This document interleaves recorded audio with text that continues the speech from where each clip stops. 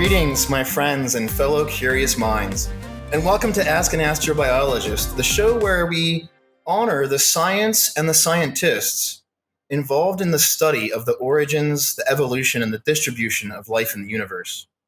I'm Graham Lau, also known online as the Cosmobiologist, and we are sponsored by SeganNet.org and the NASA Astrobiology program. And I'm super stoked for today's program, guys. Today's guest is an expert in exoplanets, modeling their habitability, looking for technosignatures, and so much more. It's going to be a really awesome show. But before I introduce him, we have a few people we'd like to recognize. Those people who have supported the show by sharing, retweeting, commenting all over Twitter and other places on social media and the interwebs.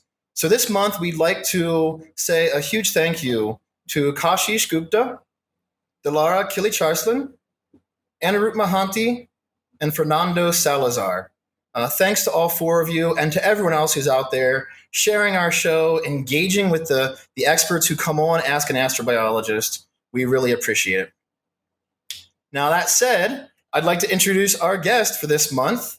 Our guest is a research scientist at NASA's Goddard Space Flight Center. His name is Dr. Ravi Kopparapu. Ravi, thank you very much for joining us and welcome to the show. Thank you, Graham. Thank you for having me. Yeah, I'm definitely glad we could have you on. We recently had Jacob Hock-Misra on. I know the two of you worked together a lot in the past. You recently both worked together on the Technoclimbs workshop, which we might talk about later. One thing I love to have our guests do when they first come on the show is to share with us their science journey, what really got them into the sciences and got them into astrobiology. What was it for you, Ravi, that brought you to this place in your life in astrobiology? So I came to United States in 2000, 20 years ago, as a PhD student to work on gravitational waves with the LIGO Observatory. And now I guess many of you probably heard of these, LIGO detections of binary black holes. So I started my PhD with that. And I did a postdoc 3 years after my a PhD on the gravitational waves as well. During that time, I was at Penn State, and just after my PhD at Louisiana State University, which is where one of the LIGO observatories is located, I started getting interested in exoplanets. There was a good reason for that. One was that, it was when my mom asked me, hey, what do you do there? And it was hard for me to explain general relativity for her. And, so I thought, I should probably be able to explain to my mom, and then I would be able to do my work properly. And so it was a great experience working for LIGO, and one of the fundamental things that we can observe with these observatories to test the gravity and all. But at that time, I thought that I was so much interested in exoplanets than gravitational waves. And my inner Trekkie, I'm a Star Trek fan, was pushing out and saying, hey, there is something out there, you can do better.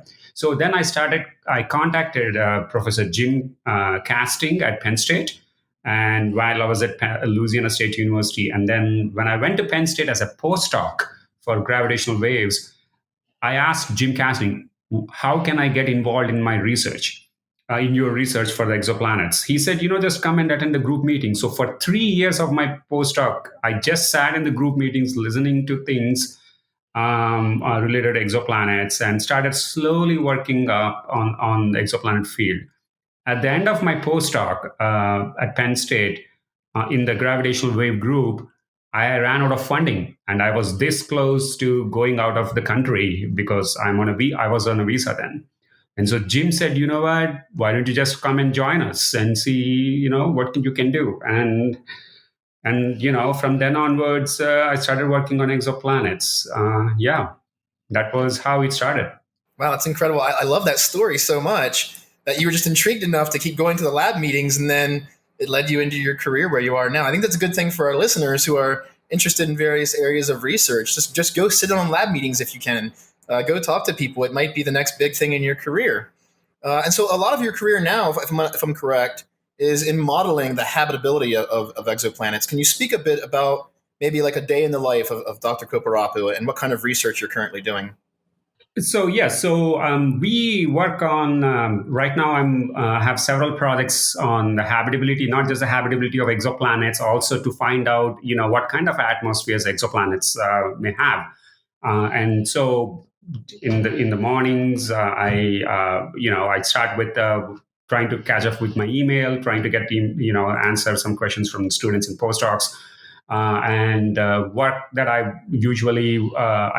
usually keep some time for my own science, and so I block my calendar. So I'm saying that I'm busy during that time to focus on the science that I want to do. One of the things that I'm currently working on is on trying to see what kind of atmospheric compositions planets around cool stars, M dwarf stars, may have. And I'm writing a paper right now with Jacob, by the way, on technosignatures, how nitrogen dioxide can be used as a signature for a industrialized technological civilization, and how future observatories or coming up observatories we can use them and figure out if there is a alien civilization out there. So that's how we keep working on.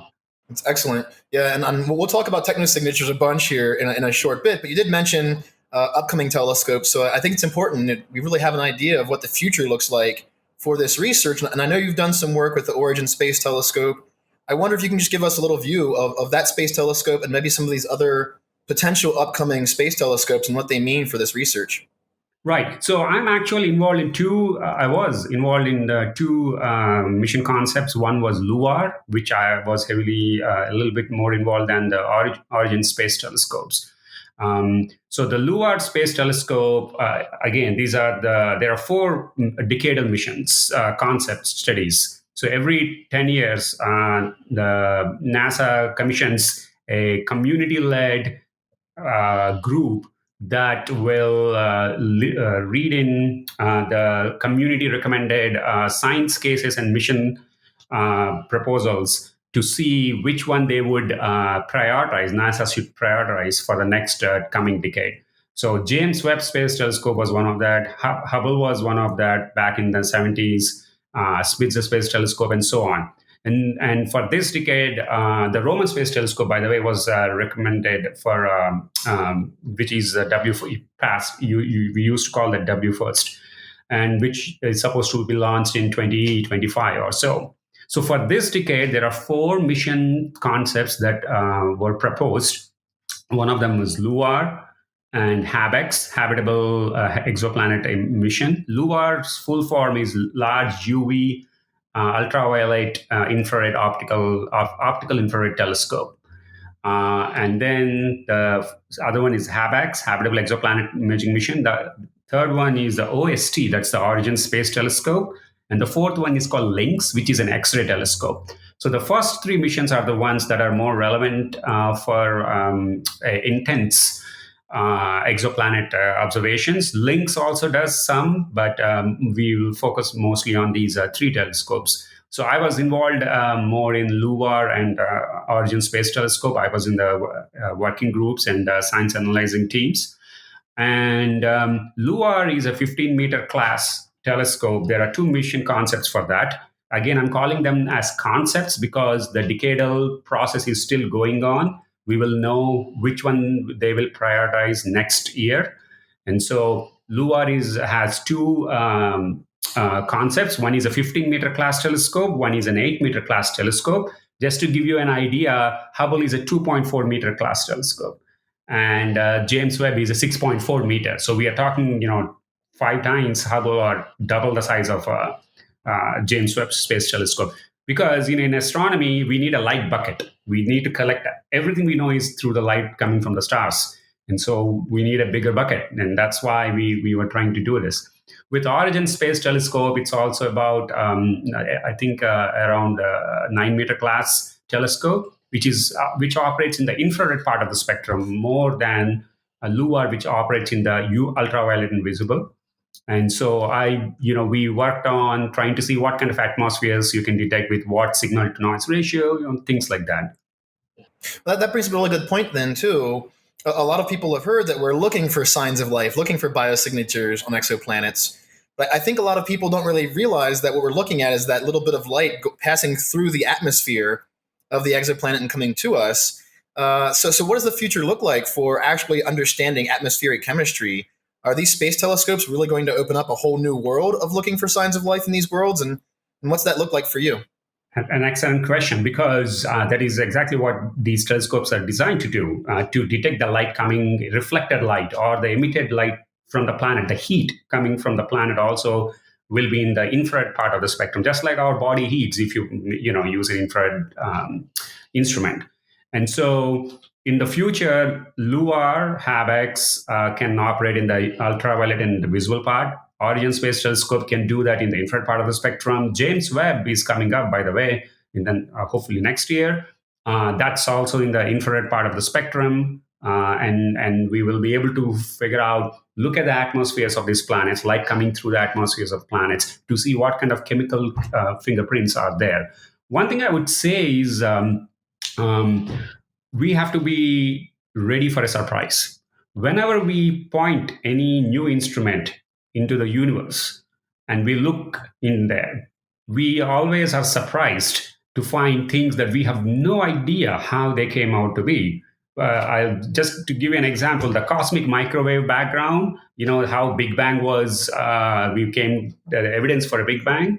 They were trying to, remove the noise, background noise coming from these Penzias and Wilson. They were the ones who detected this, trying to remove the noise. And they slowly figured out, we can't remove this. This is something else. And so they were trying to clear bird poo exactly out of the radio antenna, right? Yeah. So when you are pointing a new instrument to the universe, you have to get ready for something unusual to be discovered. The same thing happened with the pulsars. They got these periodic pulses from some part in the sky, and they thought they are coming from alien civilization. Who sends regular pulses in the nature, right? So we have to be ready for a decent surprise, I would say, with James Webb. Yeah, and I love that point. I mean, I think it's important for everyone to remember that we've learned so much about the cosmos already, but there's still so much we don't know. And yeah, we're always open to surprises. I mean, in our lifetimes alone, we've now discovered that exoplanets do exist, that we actually can confirm their presence. As a kid, we didn't have that information. Right. But you also bring up then a point I'd like to actually get to. We actually had a Twitter poll yesterday from NASA Astrobiology I'd like to bring up. We asked everyone online which kind of worlds might be the most likely to be inhabited. And currently, we hear a lot about planets in this, some call it a habitable zone. I personally prefer Goldilocks zone for liquid water. But in this region around a star where liquid water could potentially be stable at the surface of a terrestrial world. I'm curious, before we share the poll, what your answer might be. What kind of worlds do you think we'll discover are most likely to be inhabited if there is life out there? Okay, I'm going to give you a very short answer, and I'm going to give you a very not long answer. Okay, so the very short answer, personally, I think because of our instruments, if you're asking which objects we would be able to detect, I would probably say habitable zone planets, because those are the kind of instruments we are building to be sensitive to. If you're asking, forget the detectability, what are the locations you think are the most likely to be habitable? I'd say any place where there is a decent temperature range and decent pressure range, and have a stable environment. That's where life is very resilient. It might occur on comets going orbiting the sun. So my first priority would be the habitable zone Earth-like planets. And the other thing is that the little bit short answer is a little bit longer answer is we have to be ready for something in the history of astronomy or in science. There was always the case, many times it happened, that we detect the most weirdest things first. And because they are the most loudest things that you will notice. And so when we are going to find life for the first time, I bet it's going to be one of the weirdest things we probably not imagined in the location that we have never thought should be there. And so, for example, the first exoplanets discovered around pulsars. and Alex Wolshan from Penn State, who discovered them. He was not even looking for planets. He's a radio astronomer. He was looking at pulsars, and he found these planets orbiting them. Now, who would expect planets around a dead exploding star, right? And so the same thing with the, I was telling about the cosmic microwave background radiation. Who would find that? So the most weirdest one, most loudest one that are most sensitive to our instruments are the ones where we will find. So I bet that's where we are going to find the surprises for life. Nice. I love that idea. I'm going to hold you to that too. It'd be kind of cool though, right? Like maybe there's a whole party of life going on, but we'll first see like the party clown doing all the cool stuff. But then there's all this whole other thing of life going on. I love that idea. Real quick to share for our audience, for those who did fill out the poll on the NASA Astrobiology Twitter account yesterday, we had 34% said planets within this Goldilocks zone for liquid water. But actually the winner by 42% were ocean moons of planets. And so user Juan Nunez Esposito at Janun SB said Enceladus, Europa, Titan, maybe Ganymede, Triton, and Ceres. And so a lot of potential moons, which is intriguing, right? If those worlds are inhabited, maybe they're just harder to find. And so maybe you're right. Maybe we'll find life in this habitable zone or in the Goldilocks zone, or as some have called it, the temperate zone. But that won't be the primary form of life out there. That's really intriguing to think about. And also, so your answer also kind of makes me think then, and it's a good time now to talk about technosignatures, these signs of technological activity that we see out there in the universe, because maybe we'll find that first then, if you're right. Maybe that's the weird stuff we'll find first. I wonder if you can just for our audience, give us like your view of what the search for technosignatures is and where that research is right now. Right. So just how Earth's history, Earth was not the same, did not have the same composition of atmosphere. We didn't have oxygen 2.7 billion years ago. It was all methane and carbon dioxide. And now we have oxygen in the atmosphere, the oxygen dominated atmosphere. Similarly, technosignatures, signatures from technological civilizations. When I say technological civilizations, it could be anything. It doesn't need to be the Hollywood fantasies of highly advanced civilization. It need not be just them. It could also be our level of technology or maybe a little less advanced technology as well. And so when they emit, and they could be signatures of these low-level technological civilizations as well. And so there is a community now that we are trying to build, and it's already there. SETI, which is a Search for Extraterrestrial Intelligence, the radio SETI, have already been doing this for the past many decades. But now we can expand it into other areas of SETI, not just radio SETI. We can look in the optical SETI. We can look in the atmospheric SETI, and things like that. We have more options. So we have to look everywhere because we don't know what we will find when we try to look them. Like you mentioned, when we point something, we might discover a technological civilization first before a biosignature detection. Now, how cool is that? I would love to to have that, but we should be ready for that. Yeah. So a fun question then: do you think that because there could be an existential risk to our species if we end up having some technologically advanced neighbors, do you think we also should start preparing ourselves around the world internationally for what to do if we find extraterrestrial life or if extraterrestrial life arrives on our doorstep?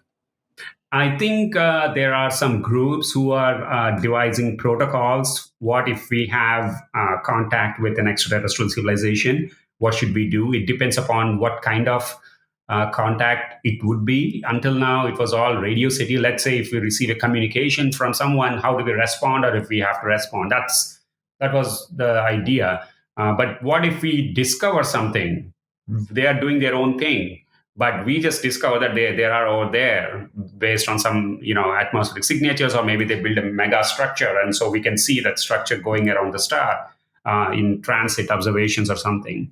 So we should have those kind of protocols. So I think I'm pretty sure there are some groups who are devising these protocols and trying to see how to communicate with the public if we discover such completely existential answering question like, are we alone? We probably are not. And so it would be good to have that discussion and have these idea that, much more prevalent and spread into the public, that even if we discover what we would do and what it means to our belief systems and our societal systems, our sociological systems, how do we change and what impact it has. So it would be good to have that kind of a conversation with a lot of people. Yeah, awesome. Yeah, I mean, I agree. I think it's important to have these conversations. Real quick for our audience, Ravi is also hosting a workshop right now at NASA Goddard on technosignatures. So if you're interested in learning more and being involved, if you're a young researcher and you'd like to get into this field, you can reach out to myself or to Ravi online after the show, and we'll get the information to you for how to register to join these workshops on technosignatures. Lots of great talks coming in the coming months in this realm. It's a seminar series, so you can hear it's online, so you can listen it online. Yeah, wonderful. And so, kind of on this idea then of like culture and what it means, if these existential questions. You're also a fan of science fiction, and we know that you write science fiction stories, but you don't write them in English. I wonder if you could explain to us your science fiction writing and the audience that you're sharing your stories with. Yeah, so I mean, I've started writing sci-fi stories in my native language, more directed towards the cultural concepts of Indian mythology and or in to references to the Indian population. The reason is that there are already a lot of people who are writing in the Western literature in science fiction, and there's not much more I thought I could do in that on that front. So I started writing these. I wrote about maybe 15 to 20 stories on that one, and I published on a website. And my wife translated some in different other Indian languages. Many of my stories have twist at the end, as I mentioned. And so this is a way for me to get my creative side out, and not just do my work, but try to see how it gives me more freedom to explore my ideas than my work. My work is a little bit more conservative side. Naturally, scientists are conservative in their thinking, more cautious. So that's how I try to balance my creative side and my work side at the same time. It's good to have that creative outlet for all of us. To have these other passions that kind of help justify this life that we're living. I personally right now am rereading for the umpteenth time Frank Herbert's Dune. Are there any science fiction authors who really reach you? Any stories that really have impacted your life greatly? I like the first person that comes to my mind, because I've read most of his stories, is Isaac Asimov. His writing is so phenomenally clear and simple, but at the same time, it reaches your imagination in a way that that makes you think and a little more deeper than you could anticipate. So Isaac Asimov, I would say, is my one of my best science fiction writer. In terms of who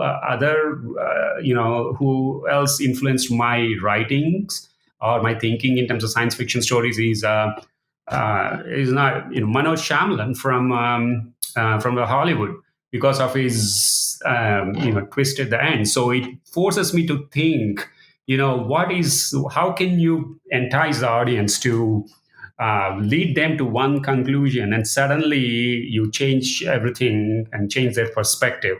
And so that I would say is one of the other influencer I could think about. Yeah, that kind of goes back to what you were saying earlier too about we have our minds kind of focused on this one thing because of what we can do, and then maybe we'll find out it's not quite that. Maybe there'll be a twist, an M. Night Shyamalanian twist in the search for life out there in the universe. Right. Finally, so our producer Mike Toillion found out that you were involved in a Star Trek play or series of plays. I wonder if you could speak to that for our audience for a minute.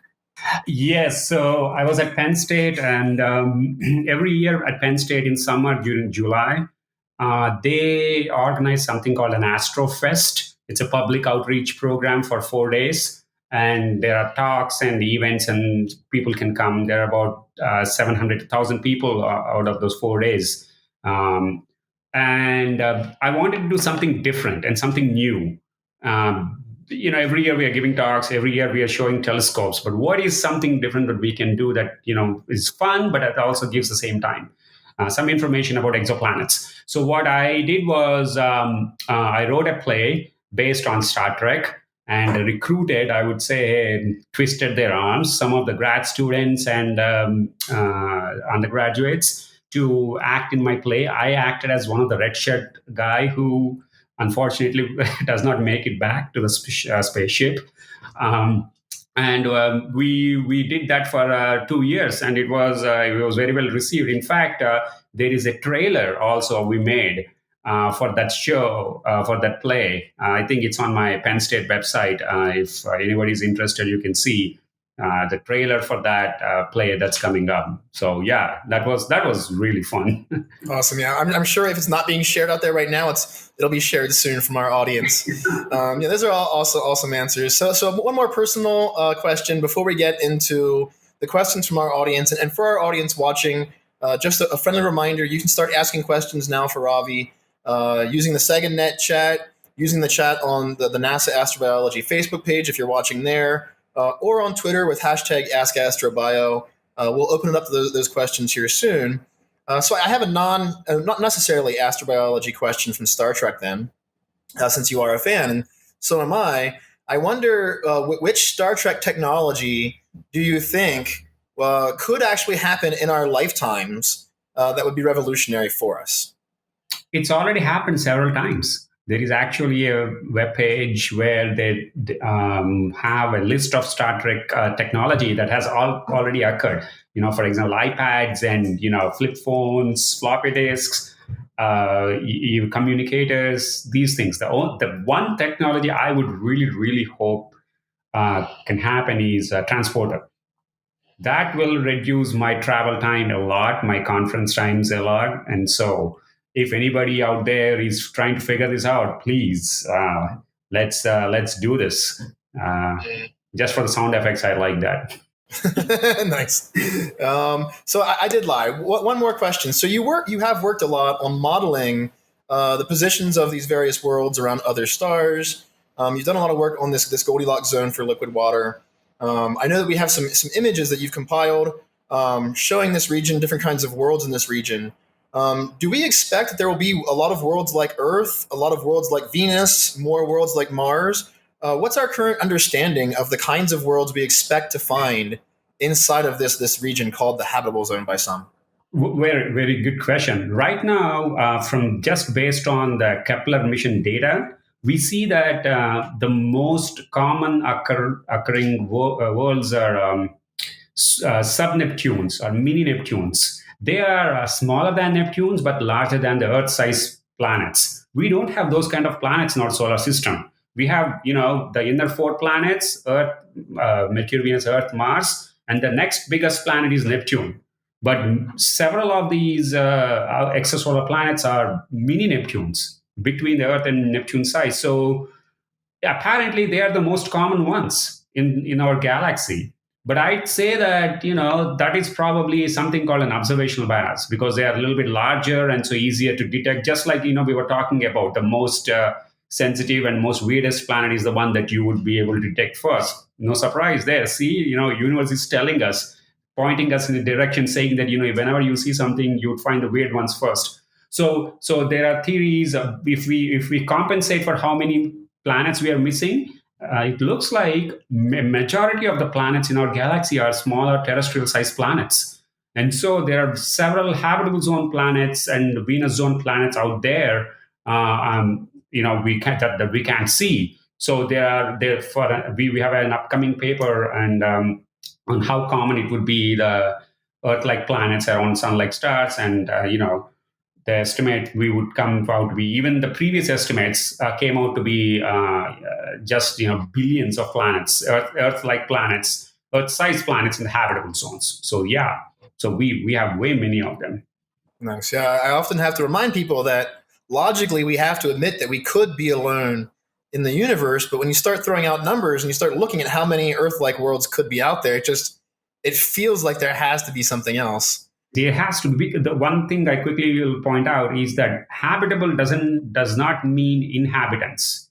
Just because a planet is habitable, which means it can have liquid water on the surface flowing on it nicely, doesn't mean the planet must be inhabited by organisms or anything. And so we may have billions of habitable planets. We do not know how many of them are inhabited, and that is where LUAR and HABEX, like and the Origin Space Telescope, come into picture. They will figure out how common are inhabited planets and how common potentially life, technological life, would be. And so, yeah, those are the telescopes that we should be looking forward for. Oh, absolutely. Yeah, these coming decades look pretty exciting for astrobiology in many ways. I am going to open it up now to the audience questions, since I know we have a few already. Again, to the audience, please ask your questions in the chat. We're monitoring them. They'll get into my queue so I can ask Ravi your questions. The first question comes from AstroKid on Twitter, user at kid11_astro. I'm going to modify his question since I think he meant something a little bit different. He wants to know, are all technosignatures we look for related to electromagnetism somehow? So we now have a methodology to detect, we are developing methodology to detect technosignatures that uses electromagnetic observations. So if you look at James Webb Telescope, it looks in the infrared part of the spectrum. So that's an electromagnetic spectrum. If you look at LUVAR, HAVEX, they are looking in ultraviolet and optical. So that's an electromagnetic spectrum. So we are anywhere we look, we are looking at electromagnetic spectrum. There is an interesting idea here that some way advanced technological civilizations can use gravitational waves as their technological ability, and so there might be a possibility that we may be able to detect a super advanced, like godlike civilizations who can modify the very massive neutron stars and black holes in such a way that their signatures, technological signature, will be in the gravitational waves. So that's one area we could look at. That's both stunning and terrifying at the same time. I know. This really advanced, like high Kardashev scale civilization. But yeah, gravitational waves have done a lot. They've shown us, so much more about like neutron star mergers that are happening and potential for nucleosynthesis in these processes for creating other elements. But it'd be really cool if we saw some signs of alien activity in that as well. I like that idea a lot. This next question comes from Connor on Twitter, user at Connor_Mick_Ivor. And Connor, so this might be a little bit outside of your range, but welcome to speak to it. Do you think there's a possibility of finding evidence of life from long ago, like fossils, on celestial bodies like Mars or Europa? So, very interesting question you asked, because there was a paper last year or a year before, 2018, by NASA scientist Gavin Schmidt from NASA GES in New York, and also from Adam Frank from University of Rochester. Both of them wrote a paper 2 years ago on finding, trying to figure out what if there was an advanced civilization on Earth millions of years ago, if we would be able to find them in the archaeological data. And so the conclusion, if I remember correctly, is that there is a possibility that if they existed, we would not be able to distinguish it from the geological features on Earth. So we don't even have to go to Mars or Venus or anywhere. On Earth itself, imagine 50 million years. Our civilization's lifetime is now what? The starting of agricultural civilization is 10,000 years. With 10,000 years, we are up to here. Our technological civilization is probably 200 years old. And consider that with the time scale of the civilization, time scale of the Earth for different species evolution, 50 million years ago, you would have many of them come up and gone. And Gavin and Adam, they proposed that if they existed, we would not be able to likely distinguish them from the geological features. So there you go. Yeah, I recall that paper. It was pretty intriguing. It's a fun thought experiment to question what we actually can know of our own world, let alone searching for life potentially elsewhere. My next question I have in my list here, I'm going to answer myself first, and then I'm going to ask you a slightly modified version of the question from me. So Amal Bijou on Facebook wants to know why phosphine is considered to be a sign of life or potential sign of life on Venus. And I think I'll start with this one because it's a really interesting potential detection that we just had of the molecule phosphine in the atmosphere of Venus. And some researchers, I just saw a preprint article suggesting that old spacecraft data may actually confirm this phosphine. And we might have a flyby. So we have a flyby of Bepi Colombo next month around Venus. But it won't have enough time to really change much, but it's also flying by next year in August. And some have suggested that we could actually use Bepi Colombo to look for phosphine and confirm it in Venus's atmosphere next year. So that's huge. However, everyone should know we have detected phosphine in Jupiter and Saturn previously, so we know it can form without life in other worlds. Or at least we have models for how it can form without life in other worlds. The reason why it was so interesting for so many of us is that on Earth, phosphine forms naturally only through biological processes, through these organisms in oxygen-free environments. And the finding on Venus, currently we don't have a good model to explain how it could be there. That said, I saw another preprint paper that's out suggesting that maybe volcanism could be a very good explanation because we just don't know enough about the surface of Venus yet. We need more missions, and so I think if anything, this phosphine finding will definitely make us get to Venus to study more. However, one of my colleagues, Sukrit Ranjan, I had a chance to speak with him, and he was on this paper, and he brought up the interesting fact that this is now giving us a test bed for exoplanets. And so, Ravi, I want to ask you what this phosphine detection potentially means for you for the search for life and maybe even industrial technological activity on exoplanets, as well as having a test bed here for Venus. Okay, that's a good question. So I agree with what you said completely, and there are natural sources of biological sources of phosphine on Earth, and so that's the reason why this was a bit interesting for Venus life in the clouds of Venus, and so I would say that this is one observation that the study authors got from their whatever the data that they took. I would be cautiously optimistic on this one. Let the follow-up observations confirm and or try to get more data and verify that indeed there is phosphine over there, and go through the peer review. And it's great that this has generated so much interest in life on Venus. I mean, we were just talking about weird life, so tell me about that now. So we have a next door neighbor potentially having this life in the clouds. But I would still say that let the science do its job. Let people confirm more on this one. As for the exoplanets, again, if we find this phosphine on an exoplanet atmosphere, we should be really, really be able to rule out every other abiotic sources that cannot be produced for this phosphine emission on the planet. And it is we have to completely rule out or have a very low probability of having abiotic sources, and completely it's coming from biology only. And so that's one of the critical things that we need to do. So we have a luxury of sending a mission to Venus. We don't have that luxury to send it to an exoplanet yet, of course. And so as for technological aspects, civilization aspects, this is a fun thought experiment. I'm not saying this is the case. So, phosphine is produced by various things on Earth, industrial processes. And if for people who are fans of Breaking Bad, phosphine can be generated through that process as well. And so, yeah, there is a possibility for them too. But we have to be really careful about these observations and make sure this is absolutely reconfirmed. This is how science works. So in the end, the truth will prevail. The shortest part for the universe is truth. So we will have to wait and see.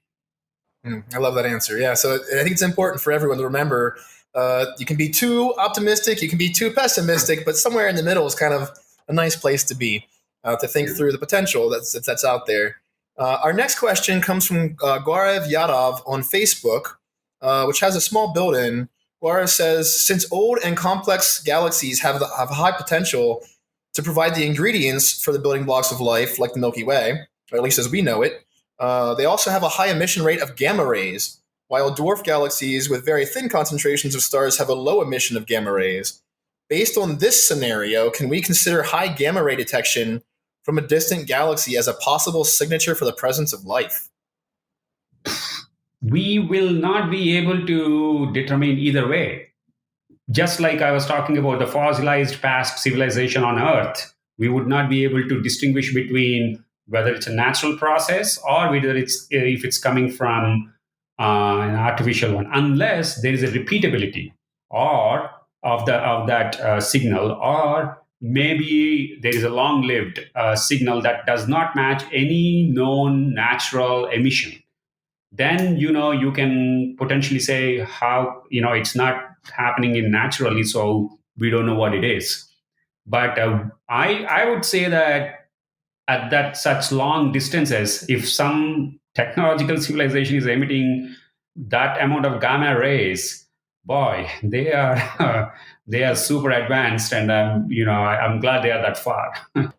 Yeah, I mean, I keep coming back to that, right? It could be terrifying. It could be awesome, and we don't know. We have another question here from Hana Ahmed on Facebook. I'm going to answer the first part, and then I'll present in the second part for you. So Hana wants to know how bioinformatics might help in discovering life in other planets. Since this isn't quite in the exoplanet and astrophysics realm, bioinformatics, for those listening, are the tools that we use to disentangle all the biological data that we can get. Specifically, a lot of times we're looking at things like genomes, metagenomics, and stuff like that. Those tools are extremely powerful in trying to understand life on other worlds. We might expect that we won't find DNA elsewhere. If we find DNA from an alien life form on Mars, we might have good reason to think that we have a shared history. So in that case, that bioinformatics will help us untangle that potentially shared history. But say we find other kinds of information molecules out there. The exact same tools that you're going to learn how to use in bioinformatics can then be applied to these other information storage systems. And so I think having bioinformatics prepared and being ready for what that could do for us is a huge place to be. And then Hannah kind of wanted to know then what kinds of requirements there might be for biologists to work at NASA. And so Ravi, I'd like to change that a little bit. What would be the needed requirements for maybe a young biologist to get involved in doing research with you in exoplanets and things like this?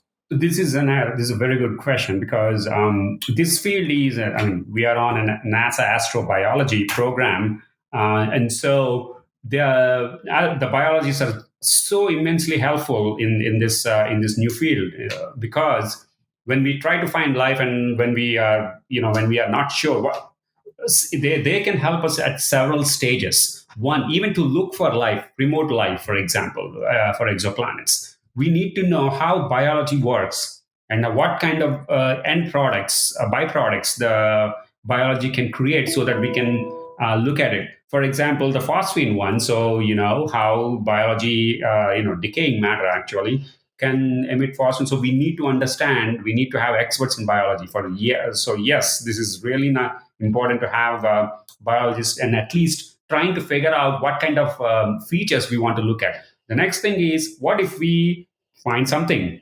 and how do we try to figure out, or how do we identify if that is life or not?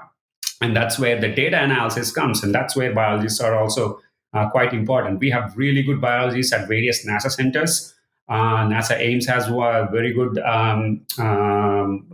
colleagues of mine. Here at NASA Goddard, also we have very good colleagues who can help in getting people interested, young astrobiologists or biologists to come and work for us. We have a summer intern program if you're interested in, so you can apply through that and see who would be interested in for you to work with.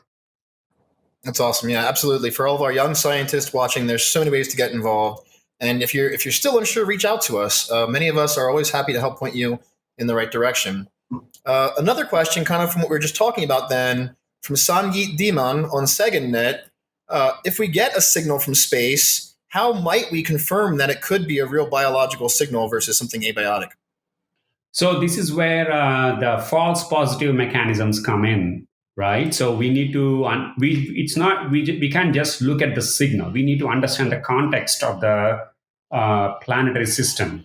If it's coming from an exoplanet, we need to understand its size, radius, what kind of a star it is. Is it in the habitable zone, or if it is in somewhere else? What kind of a potential atmosphere it has? Can biology sustain in that kind of an atmosphere? Or if can is our normal usual thinking that biology cannot sustain in the atmosphere, is it wrong? So is there a mechanism where biology can sustain in that atmosphere? And so we have to verify all these things, get all the pictures together, and make sure we understand the context first. Without context, we cannot say for sure if this planet, if the signal that you're receiving is biology or not. It is simply, I would say, is would be a pitfall to just look at the signal and say it's biology. You need to know the history of, or at least you need to know the context and the environment where the signal is coming from. Just like the phosphine in Venus, people are trying to figure out. Same methodology you follow in for extraterrestrial signatures as well. Yeah, that's a good point. When we find something, even if it seems biological, we still won't jump to that conclusion. We will try to figure out what else it could be first, and that's important for everyone watching to remember as well. So this is a really fun question from Satyam Tiwari on SeganNet. Satyam wants to know, and being a huge sci-fi nerd, I love this question, Satyam. Is there a possibility that there are extraterrestrial artifacts lurking right now within our own solar system? Are you asking, is there a possibility? He says, is there a possibility? Do you think there are extraterrestrial artifacts? I would say there could be extraterrestrial artifacts without any evidence, without any observations that I could think about. Or I would say, if yeah, I mean, there could be a possibility. If they are extraterrestrial, I don't know. Yeah, that's one thing. There could be, just like we are sending Voyager probes, Pioneer probes to interstellar space, to other solar systems, other planetary systems. There could be extraterrestrial probes in our system as well. Yeah. Yeah, I mean, it's an intriguing question. It reminds me of like 2001: A Space Odyssey, and this idea of the cosmic zoo. Maybe there are intelligent aliens out there just waiting for us to become intelligent enough to have a conversation with. And I love that idea. Our next question comes from Preetha Jaipal on SeganNet. Preetha says, to what extent would the launch of the James Webb Space Telescope accelerate our search for life? And do you think studying planetary systems around white dwarfs would increase our chances of coming across exciting and significant discoveries in the near future?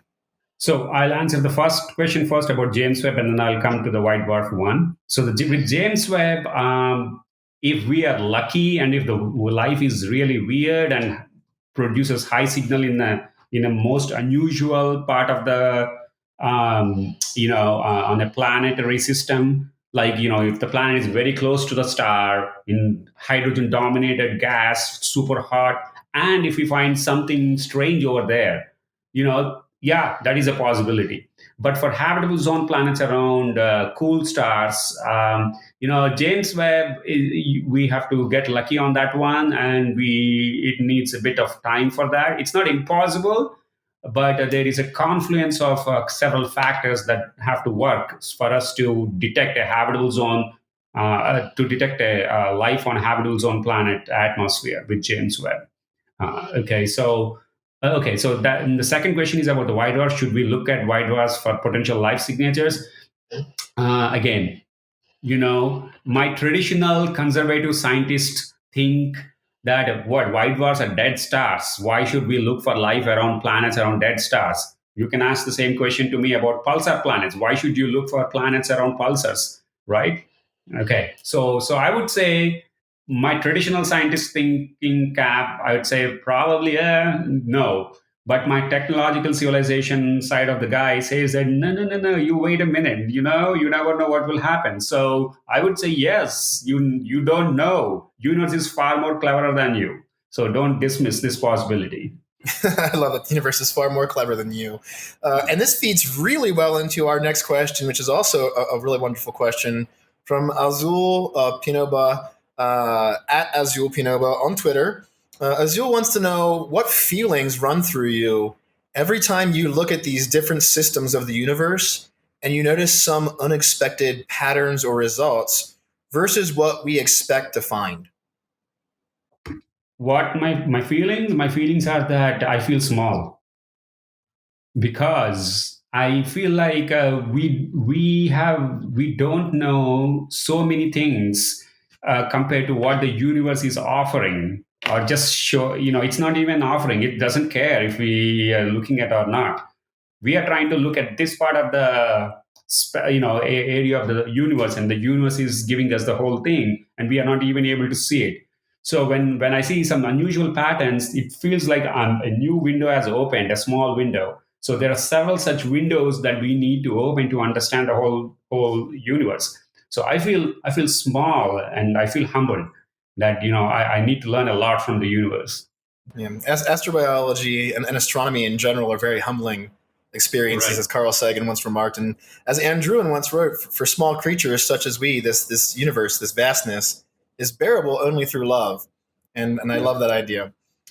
We have an interesting question here that could be really important for the future for Indian students who are interested in astrobiology. And for myself, recently, I've given several talks to students in India, in Pakistan, in Morocco, and Iran, and all through South America, and Chile, and Colombia, Australia, just all around the world. I'm really impressed right now by how many people around the world want to be involved in astrobiology. And so our next question comes from Shivang Kandwali, user at Ravi Alkun on Twitter. Shivang wants to know, what do you think are the career scopes in astrobiology for Indian residents who want to be involved in this field? So if there are, I'm not sure there are. So I was in India this January, past January, and gave a couple of talks at there is an institute called ICER in Pune city, and also in Ayuka, where I did my master's. And so I recently gave a talk at Bangalore University as well, just last month.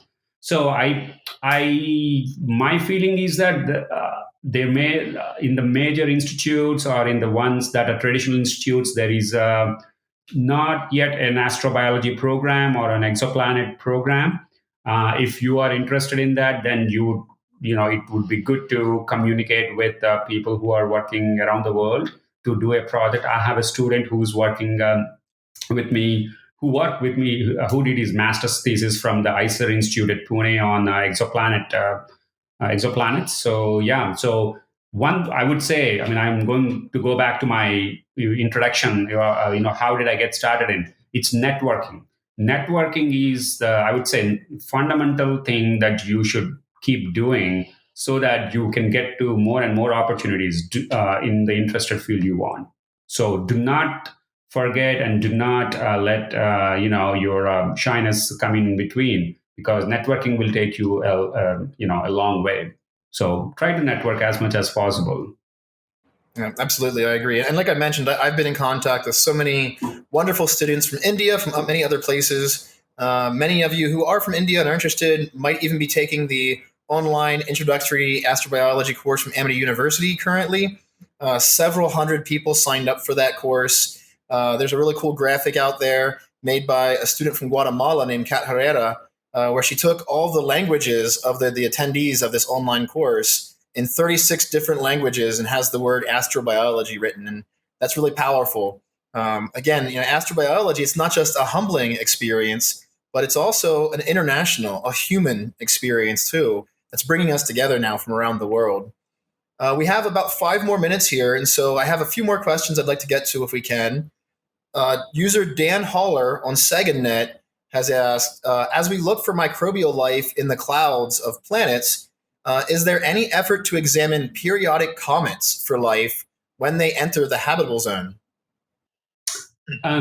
So there is, I wouldn't call a comet entering into a habitable zone. As comet comes near the sun, it becomes, it creates a tail because of the solar wind pressure.